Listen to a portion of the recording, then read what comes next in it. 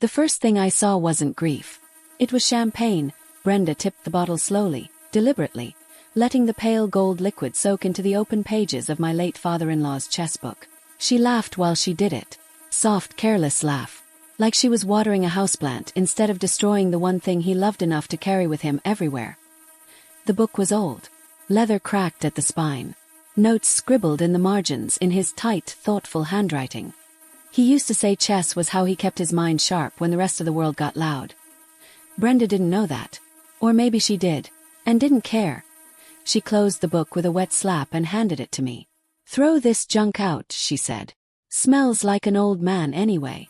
That's when I realized something important. She had just handed me the weapon that was going to destroy her. Before I tell you how, pause for a second. Drop a comment telling me where you're watching from. Trust me, you'll want to remember where you were when this story turns. Because 1 hour earlier, everything looked very different. The funeral reception was held in Brenda's house, the kind of place where nothing was ever out of order unless someone like me walked through it. I stood near the kitchen doorway, refilling drinks, clearing plates, wiping surfaces no one asked me to clean, no one noticed. That was normal. I'm Hannah.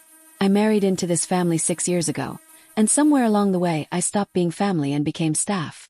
Brenda introduced me to guests as William's wife. Never by name. William, my brother-in-law, didn't even bother with that. He snapped his fingers when he wanted something. "More champagne," he said, without looking at me. Brenda had claimed my father-in-law's favorite armchair for herself. When she sat down, she didn't bother moving the chess book off the seat. She just lowered herself onto it, using it like a cushion, shifting her weight until she was comfortable. William noticed and laughed. "Guess the old man won't need that anymore." Then he poured champagne over the edge of the chair, letting it drip straight into the pages beneath her.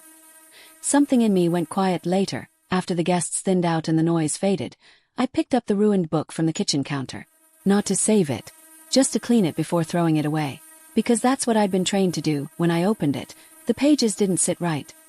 They were hollowed out. Inside was a folded, notarized document. An original will. Dated. Legal in every way that mattered. I didn't say a word. Greed is the trap. My silence was the bait. I closed the book, dried the glasses, and when Brenda looked at me, I smiled. 2 weeks had passed since the funeral, but Brenda's laugh, the one that soaked my father-in-law's chessbook, still echoed in my head. I watched her from the kitchen window as she stomped around the front lawn, cell pressed to her ear, red-faced and flustered. She wasn't just angry. She was desperate. The title search for the estate was stalled, tangled in legal red tape that she clearly didn't understand. Bills were stacking. Hidden debts, the kind people like her pretend don't exist, were suddenly shouting from envelopes. Gambling losses. Luxury cars. A $10,000 a month lifestyle she had built like sandcastles. Beautiful from a distance, unstable at the base. I moved quietly along the edge of the driveway, duster in hand, pretending to clean the windows. Each swipe of glass was an excuse to observe, to catalog mistakes. "William," I heard her shout. "We can't wait any longer." He leaned against the kitchen counter, smirking like he always did, and then he suggested it. "A bridge loan," he said. "Hard money. 500,000 in cash right away. House as collateral. No one will know." I froze mid-polish. This was their fatal mistake. Hard money loans are predatory. High interest, fast cash, collateral-based. And here was the thing, they didn't own the house. Not really. Not according to the will I had found. Every line, every notarized signature in that hollowed chessbook now felt like a ticking time bomb under their greed. They assumed I was just Hannah, the girl who cleaned the windows, the one who refilled drinks, the one who knew nothing.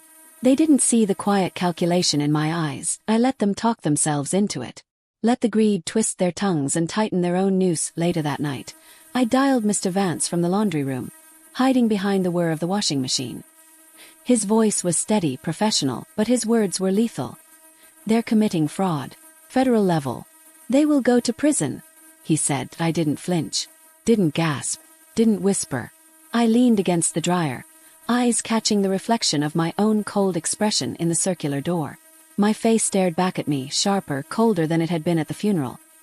"Let them sign," I said, and the words felt like steel. Friday date was set. The papers would be signed, the loan finalized.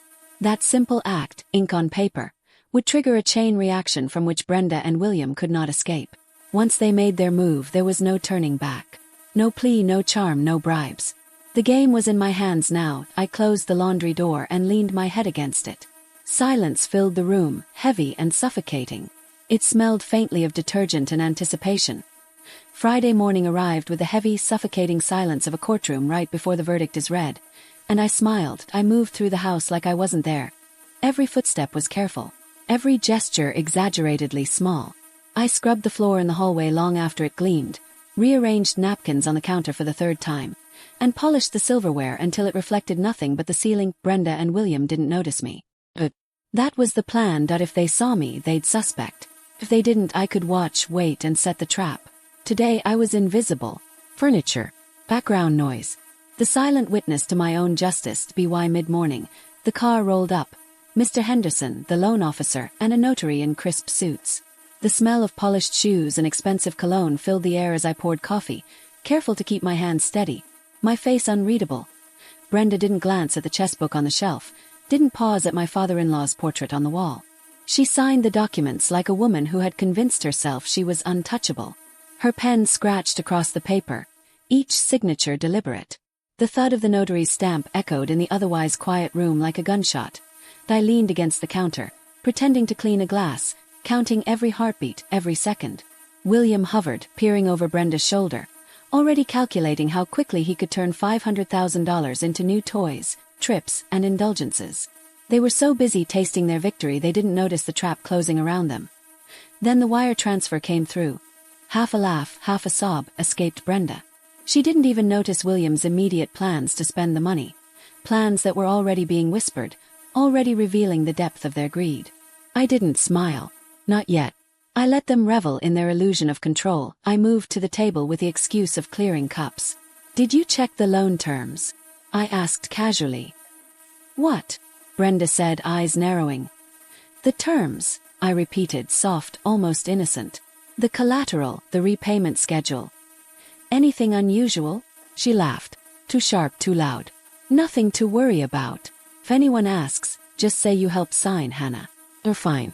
Now move, or security will throw you out." I nodded like a dutiful shadow, but my hand closed over the phone in my apron pocket. Mr. Vance's voice was muted on the line, listening, every word recorded, every threat noted. "Did you hear that?" I said casually. Brenda stiffened, realizing her words had been captured. "Yes," she snapped, voice tight. "I meant security. Just move." Perfect. Every syllable, every threat, everything she thought was private was now evidence. Her greed, her arrogance, her overconfidence. It was all hers to give. I stepped back, letting them bask in their false triumph. Every dollar they thought was theirs was now part of a far bigger game they didn't even understand. And as I wiped the last fingerprint from the counter, I felt the shift. The air was heavy, tense, like the calm before a storm no one could outrun. I glanced at the front door. It didn't open. It burst inward. The first clue was the sound. Boots on tile, a thump against the door, voices sharp and controlled. Then the storm hit. That FBI agents in dark windbreakers, badges flashing, swept into the house with the precision of a military operation. Mr. Vance followed, calm but resolute, with the district attorney close behind. Chaos erupted in slow motion. Brenda shrieked. "Who are you? Get out of my house." Her coffee tipped over in her hand, spilling across the pristine hardwood. William knocked over a chair as he lunged toward the front door, only to collide with an agent who didn't flinch. Every movement was a mess of panic, an orchestra of greed unraveling live. I stayed in the background, invisible again, watching the pieces fall into place. "Step aside." One agent barked, and suddenly Brenda's world contracted. Every calculated smirk, every assumption of control, vanished. I stepped forward, holding the chessbook. "This," I said calmly, opening it to the hollowed-out pages, "contains the original will, and evidence of wire fraud and bank fraud. Brenda signed a loan she had no right to." "Mr. Henderson," I said, eyes locking with the loan officer, "you facilitated a federal felony." Henderson's face went pale. His professional mask cracked. He knew every signature, every transfer now carried weight he could never erase. His panic was exquisite. The sound of it filled the room almost like applause. The agents moved quickly, and the handcuffs clicked onto Brenda's wrists. The sound was better than the money, better than the house. "You little witch," she spat. "The truth is patient, Mom," I replied softly, letting the words hang in the air like a final verdict. But just as the adrenaline faded, as the room seemed to settle into the quiet satisfaction of victory, William produced a paper from his coat pocket. A judge-signed emergency guardianship order. "My daughter," he said, voice smooth, terrifyingly calm, "is mentally incompetent due to paranoid delusions. This order is effective immediately." Time seemed to pause. The FBI froze, Mr. Vance blinked, and even Brenda's gloating slackened, for 10 terrifying seconds. Only the grandfather clock moved. The document was dated that morning. 9 a.m. sharp. Signed while they believed I was still cleaning, unnoticed. The legal system had been manipulated before I could even blink. Suddenly, every triumph felt precarious. The house, the will, even Brenda's arrest. It could all be undermined by a single signature and a single misperception. The rug had been pulled out from under me before the dust of victory had settled. I gripped the chess book tighter, feeling the weight of the plan, the law, and the patience it had taken to get here. They thought they were clever. They underestimated me once. They would not do it twice. The agents hesitated. The DA whispered urgently to Mr. Vance, and I realized. My fight was far from over, but one thing was certain. I had all the pieces now, and the game was mine to finish. The courtroom, or what had become an impromptu war room in Mr. Vance's office, was silent, heavy with tension.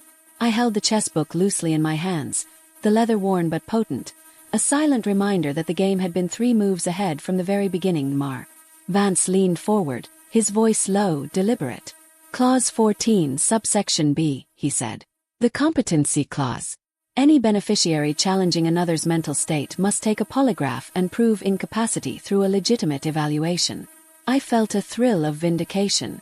Grandpa had been 2 steps ahead even in death. Every detail, every contingency, anticipated. William's smug grin faltered as Mr. Vance continued.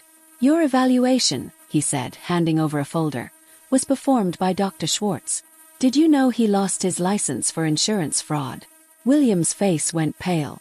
That's not. Your evaluation is invalid," Mr. Vance finished. "Hannah's evaluation, completed voluntarily 24 hours ago by Drive Evans, the state's chief psychiatrist, confirms full competency." I watched William slump into his chair, the weight of his own hubris crushing him. Every assumption he had made, every plan he thought would corner me, it all unraveled in an instant. Grandpa's foresight, my preparation, and the chessbook's hidden truths had combined to create an unstoppable checkmate. The FBI agent moved next. "William Nicholas, you are under arrest for perjury and obstruction of justice." Handcuffs clicked into place, echoing in the room. I felt a surge of satisfaction. "You're not a guardian, William," I said quietly, savoring each syllable. "You're just another pawn." The symmetry was perfect. Side by side, Brenda and William were led away in handcuffs. Their arrogance dissolved, their schemes nullified. I had gone from invisible to victor, from powerless to untouchable. 6 months later, the house had transformed. The once tense, opulent estate was now the Nicholas Vance sanctuary, a safe haven for women escaping financial abuse. I poured tea from Brenda's prized china cup, a quiet reclamation of power, and watched the sunrise spill over the garden she had once trampled without thought. Prison calls from Brenda went straight to blocked lines. I didn't answer. I didn't have to. Boundaries had been set. The inheritance wasn't about money. It had been about justice, strategy, and purpose. I placed the chessbook on the shelf, a quiet reminder of the moves that had shaped everything. In chess, the quiet pieces are often the ones setting the trap. You don't have to flip the board to win. You just have to let your opponent make the wrong move. If you've ever had to outsmart a bully, or been underestimated in a fight you knew you could win, drop a comment below. Sometimes patience and strategy are the deadliest weapons. The board was clear now. 2 black pawns removed, and the game finally was mine.